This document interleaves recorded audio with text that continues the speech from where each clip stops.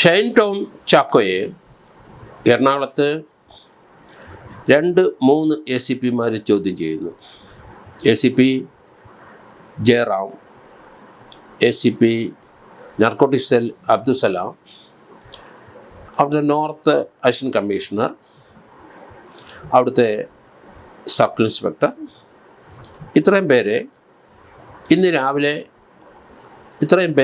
രാവിലെ 10 മണി മുതൽ ഷൈൻ ടോം ചാക്കോയെ ചോദ്യം ചെയ്തുകൊണ്ടിരിക്കുകയാണ്.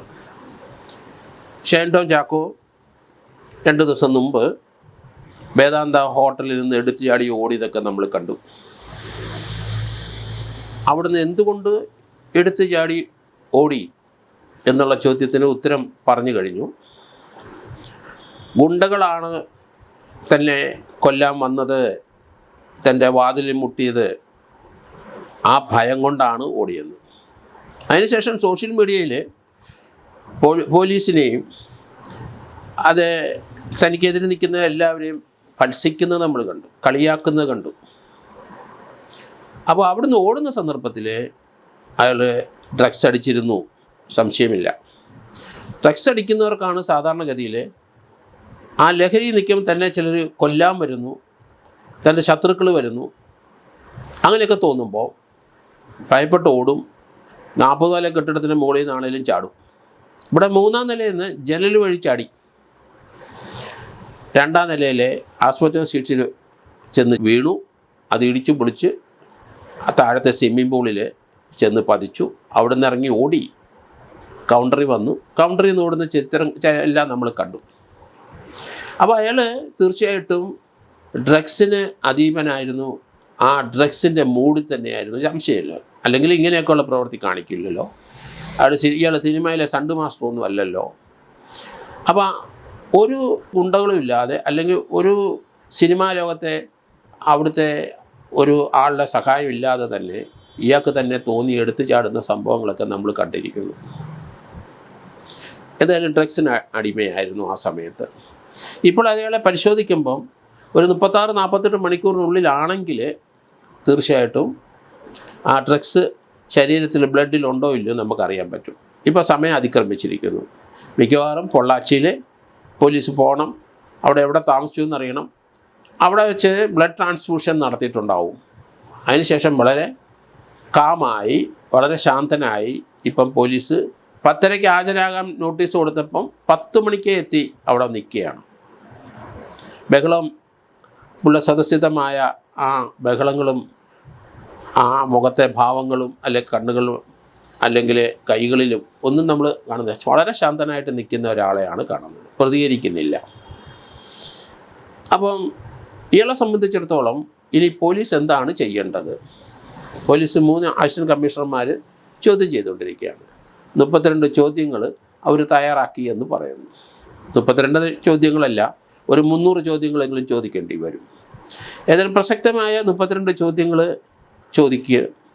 ചോദിക്കാനായിട്ട് തയ്യാറായി നിൽക്കുകയാണ്. എന്തായാലും ഇപ്പം ചോദ്യം ചെയ്തുകൊണ്ടിരിക്കുകയാണ്. ഇയാൾ എന്തിനാണ് ഓടിയത്? അതിനുത്തരം പറഞ്ഞു കഴിഞ്ഞു. തന്നെ കൊല്ലാൻ ആരോ വരുന്നു, അപ്പോൾ ഡ്രഗ്സ് അടിച്ചിരിക്കുന്ന സന്ദർഭം തന്നെ, അതിന് മാറ്റമില്ല. ഇനി ഇയാൾ മലയാള സിനിമയിലെ ഒരു നടിയെ അയാൾ മോശമായിട്ട് പെരുമാറി, അവരോട് ആ ഷൂട്ടിംഗ് സ്ഥലത്ത് വെച്ച് സൂത്രവാക്യം എന്ന സിനിമയുടെ ലൊക്കേഷനിൽ വെച്ച് അപമര്യാദയായിട്ട് പെരുമാറി. 354 IPC പ്രകാരമുള്ള കുറ്റങ്ങൾ, ABCD വരെയുള്ള കുറ്റങ്ങൾ അതിനകത്തുണ്ട്. അതിനകത്ത് ഇപ്പോൾ അവർക്ക് പരാതിയില്ല. അവർ പരാതി പോലീസ് സ്റ്റേഷൻ കൊടുക്കാനും തയ്യാറല്ല. പക്ഷേ പോലീസിനെ സംബന്ധിച്ചിടത്തോളം സൂത്രവാക്യം എവിടെയാണ് ഷൂട്ട് ചെയ്തത്, അവിടുത്തെ SHO, അവിടുത്തെ സർക്കിൾ ഇൻസ്പെക്ടർക്ക് സോമോട്ടായിട്ട് ഒരു കേസ് എടുക്കേണ്ടി വരും. നടിക്ക് പരാതിയില്ല, അതങ്ങ് വിട്ടുകളഞ്ഞാൽ. കാരണം പക്ഷേ ലൊക്കേഷനിൽ ഇയാൾ ഡ്രഗ്സ് ഉപയോഗിച്ചു. ഇയാൾ അവരുടെ അവമാനമായി പെരുമാറുന്നതിനൊപ്പം തന്നെ ഇയാളുടെ വായിലേക്ക് ഒരു വെള്ളപ്പൊടി ഇടുന്ന കണ്ടെന്ന് അവർ പറഞ്ഞിട്ടു. അവരുടെ മൊഴിയൊന്നും നമുക്ക് വേണ്ട. അവരെ ഇയാൾ മോശമായി പെരുമാറിയെന്ന് അവർക്ക് താല്പര്യമില്ലെങ്കിൽ അത് വിട്ടുകളാണ് പോലീസ് എന്തിനാണ് അതിൻ്റെ പുറകെ നടക്കുന്നത്? അവർക്ക് താല്പര്യമില്ലെങ്കിൽ. പക്ഷേ പോലീസിന് താല്പര്യമുള്ള കാര്യം അവർ പറഞ്ഞിരിക്കുന്നു. ഇയാളുടെ വായിലൊരു പൊടി ഉണ്ടായിരുന്നു, അത് തുപ്പിക്കളഞ്ഞെന്ന്, അത് ഡ്രഗ്സാണ്.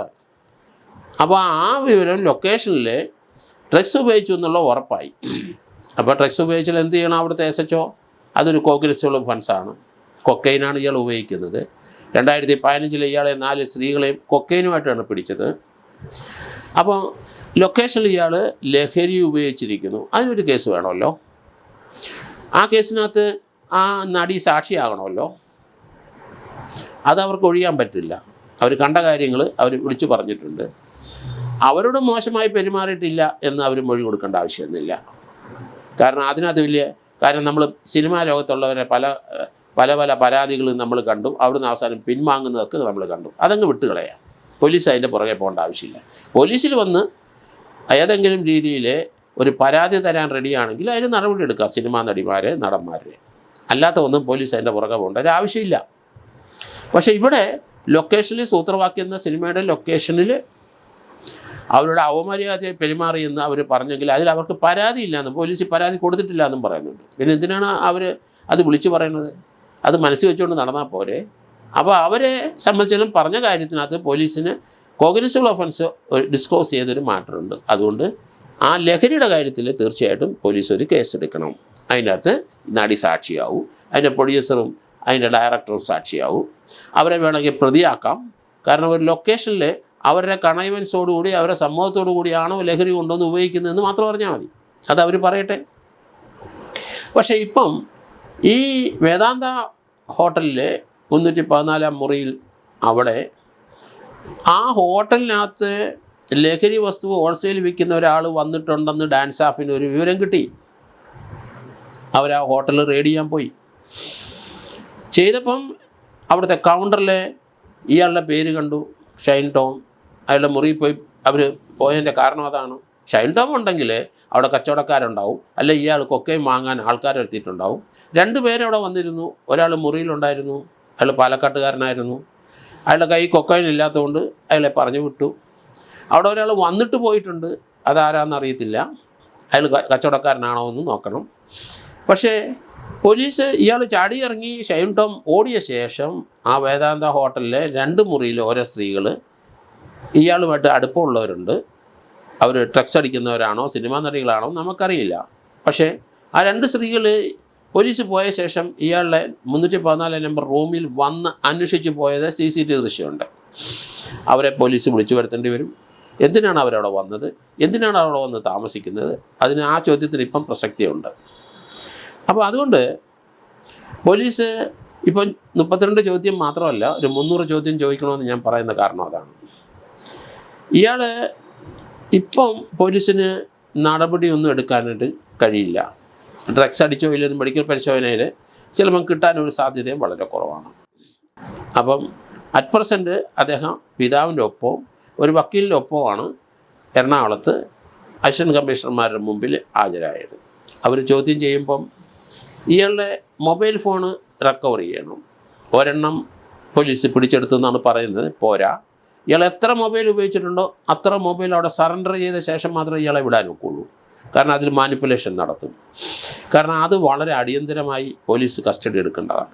ഇയാളുടെ സാന്നിധ്യത്തിൽ തന്നെ ആ 2 എണ്ണം കസ്റ്റഡി എടുത്തിട്ടും അതിന് രസീതും കൊടുക്കണം. കാരണം പോലീസ് അടിയന്തരമായി ചെയ്യേണ്ടത്, കേരള പോലീസും അതുപോലെ ആഭ്യന്തര വകുപ്പും ചെയ്യേണ്ടത്, ആലപ്പുഴയിൽ 1.5 കോടി രൂപയുടെ ഹൈബ്രിഡ് കഞ്ചാവ് വാങ്ങി ശ്രീനാഥ് ഭാഷയും ഇയാളും അത് വിലയ്ക്ക് വാങ്ങിയെന്നും ആ സാധനമായിട്ട് അവിടെ ഒരു ലേഡി വന്നു. ആ ലേഡി വന്നത് തീർച്ചയായിട്ടും അത് വിൽക്കാനാണ്. അതിന് പണം കിട്ടാതെ അവർ വരുന്നവരല്ല. ആ പണം എവിടെ നിന്ന് ലഭിച്ചു എന്ന് കണ്ടെത്തേണ്ടിയിരിക്കുന്നു. കാരണം 1.5 കോടി രൂപയുടെ ഒരു ട്രാൻസാക്ഷനാണ്. അത് സിനിമാ രംഗത്തൊക്കെ പ്രവർത്തിക്കുന്ന തസ്ലിമ എന്ന 41 വയസ്സുകാരിയാണ് ആലപ്പുഴ ലോഡ്ജിലെത്തിയത്. അവിടെ വെച്ചാണ് എക്സൈസ് അവരെ പിടികൂടിയത്. അവരുടെ കൂടെ ഒരു ഡ്രൈവർ ഉണ്ടായിരുന്നു, ഫിറോസ്. അയാളുടെ കാറിൽ ആണ് ഇവർ 2 പേരും ഈ ഡ്രഗ്സുമായിട്ട് അവിടെ വന്നത്, അല്ലെങ്കിൽ ഡ്രഗ്സിൻ്റെ പണം വാങ്ങിക്കാൻ വന്നത്.